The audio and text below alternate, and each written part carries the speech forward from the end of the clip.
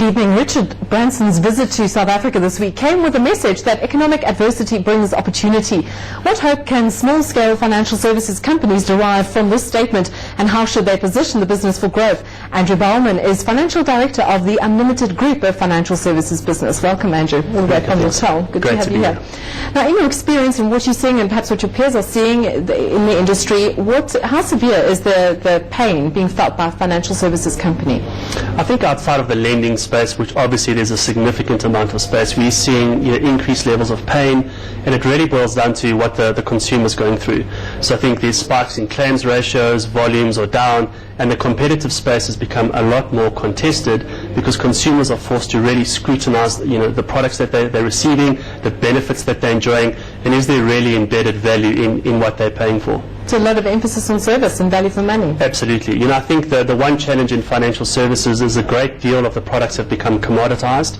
So one has to default to other differentiators, and service, customer retention strategies and the like are becoming fundamentally important for survival and to grow in this market. From a product point of view, are there pockets of strength where demand has been resilient? There definitely is. I think the one fault, if you could say that within the industry, was it's almost a broad brush approach. I think what has happened in this marketplace is those commoditized products are now being broken down into their fundamental parts to really attack the specific areas of risk that the consumers are looking for. So in our experience, there's been material opportunity in this space.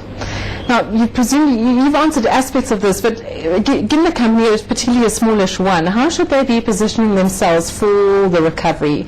Who's going to survive with this with their pants on and intact? I think it's a challenge, and I think what a recession does, it's a great equalizer. I think it challenges business models, overhead structures, and distribution channels. I think those businesses that were well structured before the recession are going to do well through this and come out even stronger.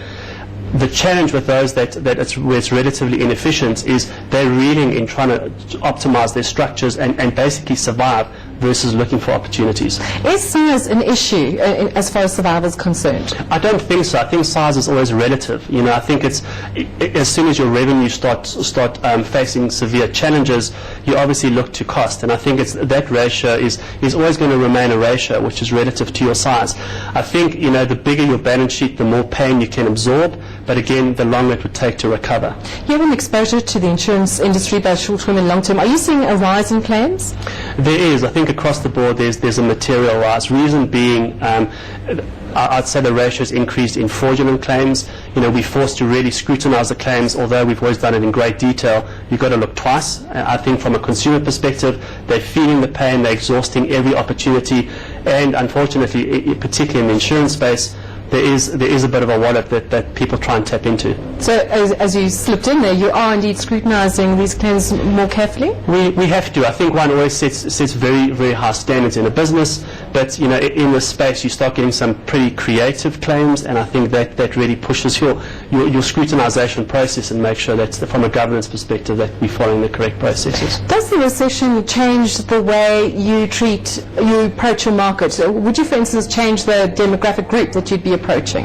I think what it's done is, from our perspective, open up a great deal of opportunity. I think it depends on the distribution channels that you use and your ability to remain agile in the marketplace. The way we approach doesn't really change. What does approach in our strategy, I suppose, is around getting the right product to the right customer at the right price, but most importantly, delivering the right value to that specific client. And as I mentioned earlier, that broad brush approach is archaic. It's not servicing the needs, particularly of the South African market, which we've been fortunate enough to capitalize on. Is a regional spread important? I know you're based in KwaZulu-Natal, but you're also looking elsewhere in Africa. It is. I think in these sort of economic conditions, there are material opportunities. One understands the growth potential in Africa, specifically around, that it was the least affected probably continent in this recession. So we've got significant focus there, and we've got focus in a couple of other countries around the world. So there's definitely a great deal of opportunity that we're fortunate to be able to capitalize on. Andrew, thanks very much. Thanks so much for your time. Andrew Bahlmann from the Unlimited Group.